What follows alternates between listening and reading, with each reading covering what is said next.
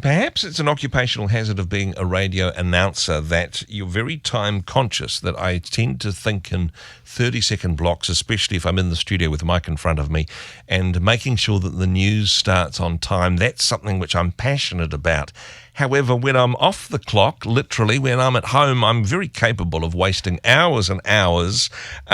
Somebody to give some good wisdom and advice on this topic. Tanya Unkovic joining us in the studio. Tanya, kia ora, good morning. Good morning, kia ora. Now, time is a very precious commodity. It's something which we all have the same amount of, well, depending on how long we sleep. But honestly, some people seem to be much better at managing their time and making the most of it than others. Absolutely. And, you know, the truth is we do have that 168 hours. We've all got that. Some of us choose to sleep more than others. So it's how you spend your time. It's about, okay, let's do a budget here. Where is all my time going? What, like a time budget? Yeah, you can. You can actually do it for a week and go, okay, this is what I've done on day 1, day 2, day 3, and work out where my time went. And it's amazing. That is such a good idea, actually, because I know from a financial point of view, if I go through my bank statement and see how much of my week's income I've spent at a bakery, I go, oh gosh, we've got to do something about that. We've got to reprioritize financially.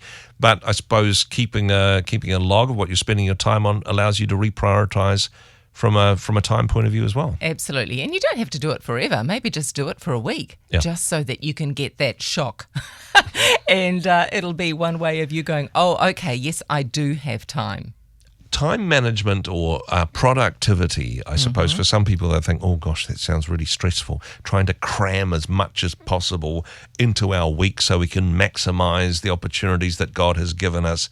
But actually, downtime is a part of time management as well. You don't have to be busy every second of the day. And it's not about cramming as much as you can into a week. It's about choosing what outcomes do I want to achieve? What results do I want to achieve by the end of this week?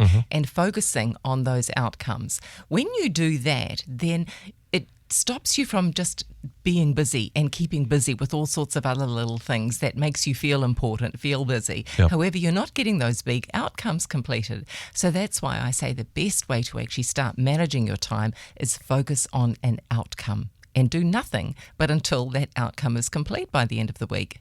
That's again, really good idea, because I think even when I'm distracted or I distract myself because I'm putting off something that I don't want to do, even in that procrastination downtime, there's still a little bit of anxiety in the background going, oh yeah, I've got this thing that I'm avoiding doing that I've put off. I'll just take a break now, but I'm not really relaxing. I'm just putting off something which needs to be done and wasting time in the meantime. Well, and the other thing is you're feeling discomfort the whole time while you're actually preparing to eventually go and do it. Yeah. So why not get it done? That's why Nike, they say just do it. Yeah. Just get on with it and then have a break later on. Absolutely, absolutely. So, you know, ask yourself the question as well, why do I feel discomfort about doing this task? What is it about this task that I'm procrastinating for? Is it something that I don't understand? Is it actually something that I don't like doing? Once you actually work that out, you'll go, oh, is that all? Oh, no, I'll get that done real quick, you know? When it comes to doing a budget, and we were talking about this beforehand, how if you look at what you're spending your time on, you can tell a lot about your priorities. In the same way that if you can see how much I spend at a bakery each week, you can go, okay, that's obviously a big deal for him. The amount of time I spend looking at my phone, on YouTube, perhaps just chilling out and staring out the window. There's nothing wrong with any of these things in particular, but if it's like a significant chunk of your week, then perhaps we need to look at the priorities and change things around a bit. Yeah, because the thing is, a lot of people go, I don't have time to prepare good, healthy meals. I don't have time to exercise. However, when you look at your time budget and see how much is actually being wasted, then you can see the reality. You're looking at data, not drama. So look at the data and go, actually, I've got 30 minutes every single morning where I can make all my lunches and meals. I can even get some exercise in. There is no excuse. So by doing all this stuff, the wasting time stuff, you're actually not doing some of the high priority stuff, probably, which is self-care, relationships, all of those things that are really important that can often be left aside. When it comes to priorities, I mean, there's the Stephen Covey principle of let's put the big rocks in first. Let's see what your priorities are and make sure that you've got time to focus on those. Of course, it's not all about your jobs and your hobbies and your social commitments. Making sure that you set some time aside for spiritual priorities, that's really going to make the boat go faster, isn't it? Isn't it just?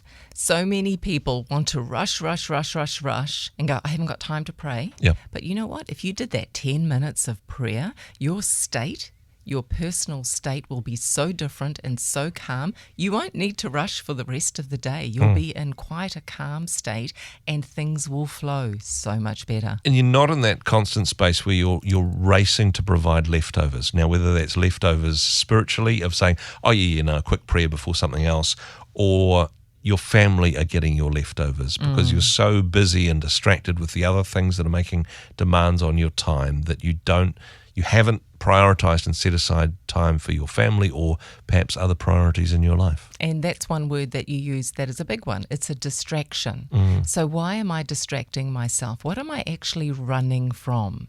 And that's an important part of the equation. Because the truth is, when you do a time budget and you see how much time you've actually got, a lot of people go, oh my gosh, no, I need to keep filling it up. And they can't just stay still. Yeah. No, that's such an important thing indeed. Quite confronting. A time budget may be the transformational thing that you do this year to help get things back into perspective. Of course, some more wisdom and advice and, personal counselling along these lines available through your website, tanyaunkovich.com. Tanya, always a pleasure. Thanks for joining us. Always a pleasure to be here.